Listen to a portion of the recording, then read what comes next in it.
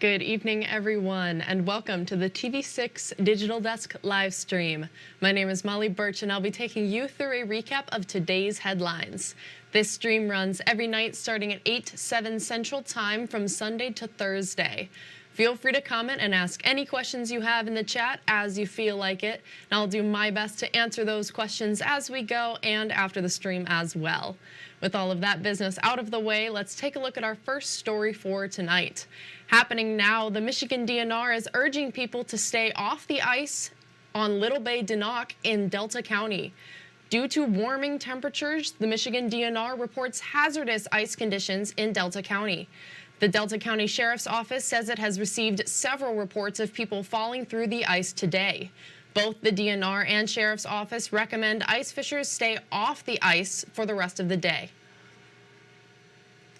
Calumet is looking ahead to the 2024 Copper Dog 150.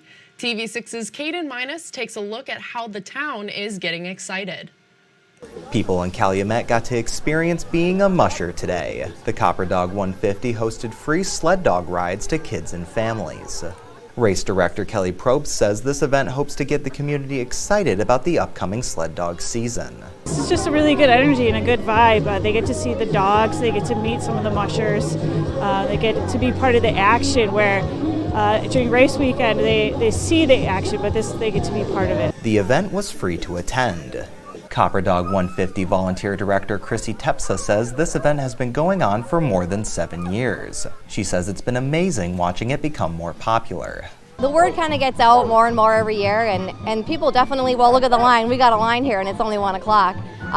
People just keep coming out. It's kind of our kickoff event, I would say, for Copper Dog. And people just love to come out and see the dogs and pet the dogs and go for a little ride. Tepsa says this is also a good opportunity for families to spend time in the community. I think people kind of start to get cooped up, especially now that we had snow for 3-4 weeks now, and people start to kind of get that home, like to be home, and it just gets people out and enjoying winter and seeing what else is available out there. Probst says the Copper Dog is still planned for March. Tepsa says there are still volunteer opportunities. To learn more, go to uppermichigansource.com or the TV6 and Fox UP mobile news app. Caden Minus, TV6 News, Calumet.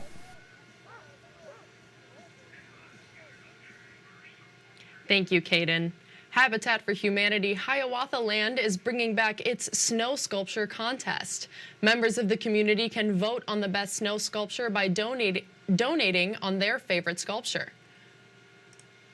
The person who wins the competition will win a prize basket worth $300. Hiawatha Land Habitat for Humanity Executive Director says this event is great for the community and Habitat for Humanity projects. Winter is a little bit slower time for us, and we were looking for a fundraiser that might be fun and include everyone. It's open to all businesses, organizations, families, schools. So it was just a good way of filling an empty space in our season. The entry deadline is February 14th and registration is online.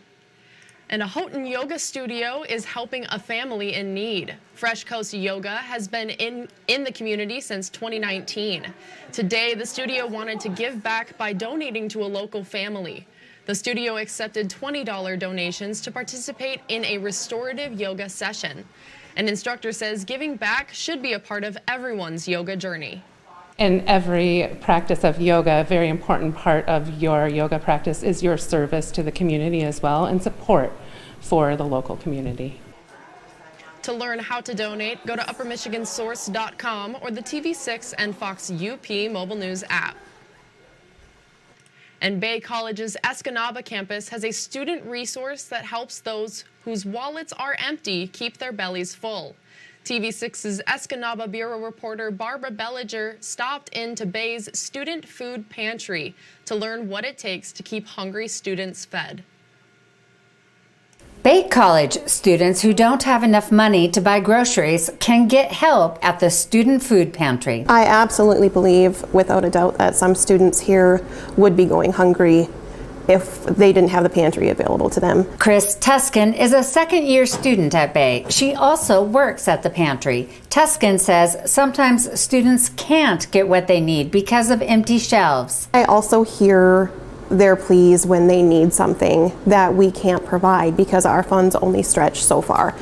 And that is very hard to see students in need of something that they can't get. The pantry started in 2017 because a student noticed other students were going hungry. Something we talk about all the time is if you have a hungry belly, it's really hard to focus on anything else, including academics. So if we are here to support our students in reaching their academic goals, then we also have to find a way to ensure that they're not hungry. Program coordinator Jennifer Pickle says she has a hard time keeping the shelves stocked. We'll get an order and we stock, and students are waiting for that day that they're coming because maybe they need bread, and so we've refilled our bread, or they've been waiting for some eggs and stuff like that. Pickle says donations are used for food and to keep the doors open. We have a large population of students that feel the food insecurity, so we want to be able to assist as many students as we can.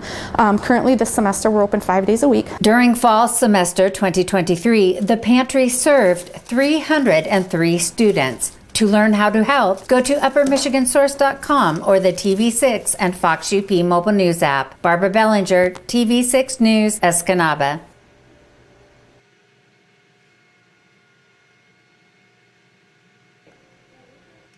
Thank you, Barbara.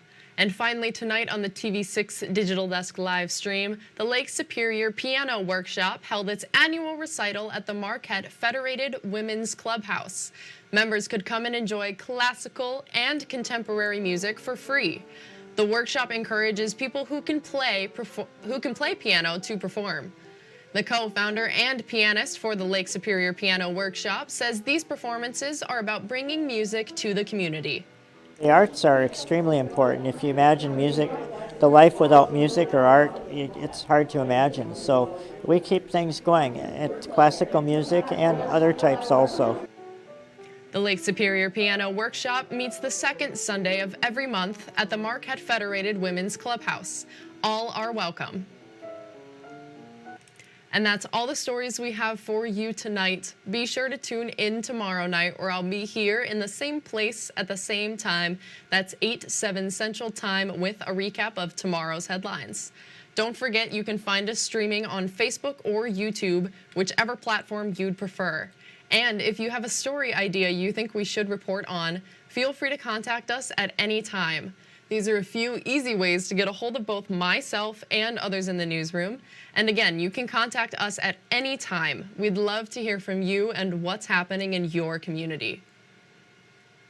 Thank you all again for joining me live at the TV6 Digital Desk. Have a great rest of your night.